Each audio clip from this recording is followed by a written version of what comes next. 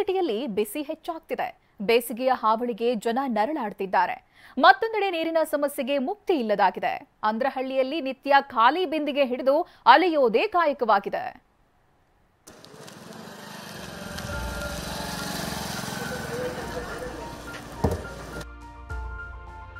ಅಂದ್ರಹಳ್ಳಿಯಲ್ಲಿ 1 ವರ್ಷದಿಂದ ನೀರಿಗಾಗಿ ಹಾಹಾಕಾರ. ಕೆಟ್ಟ ಬೋರ್ವೆಲ್ ರಿಪೇರಿಗೆ ಅಧಿಕಾರಿಗಳ ಮೀನಾಮೇಷ. ಅಂದ್ರಹಳ್ಳಿಯ ಬಸವೇಶ್ವರ ಲೇಔಟ್ನಲ್ಲಿ ಜಲ ಸಂಕಷ್ಟಕ್ಕೆ ಜನ ಬೇಸತ್ತು ಹೋಗಿದ್ದಾರೆ.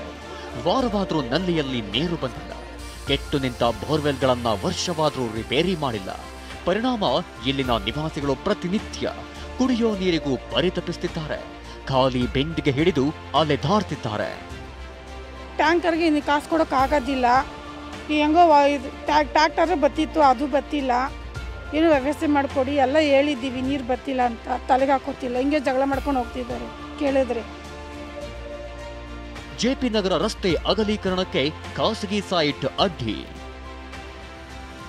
ಜೆಪಿ ನಗರದಿಂದ ಬನ್ನೇರುಘಟ್ಟ ಕಡೆಗೆ ಸಂಪರ್ಕಿಸುವ ರಸ್ತೆ ಬಲಿಪೀಠದಂತಾಗ್ತಿದೆ.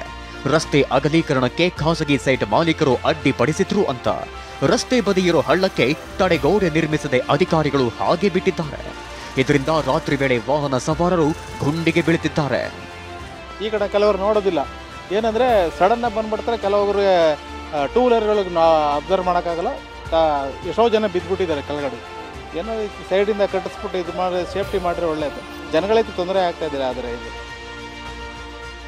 ಇನ್ನೊಂದು ವಾರ ಮಳೆಯ ದರ್ಶನವಿಲ್ಲ.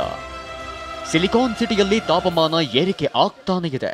ರಾತ್ರಿ ವೇಳೆಯೂ ಉಷ್ಣಾಂಶ ಹೆಚ್ಚಿದ್ದು ಬೇಸಿಗೆ ಜನರನ್ನ ಹೈರಾಣಾಗಿಸಿದೆ.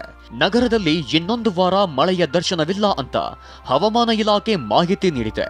ಮುಂದಿನ 5 ದಿನ ಬಿಸಿಗಾಳಿ ಬೀಸಲಿದ್ದು ತಾಪಮಾನ 2 ರಿಂದ 3 ಡಿಗ್ರಿ ಏರಿಕೆಯಾಗುವ ಸಾಧ್ಯತೆಯಿದೆ.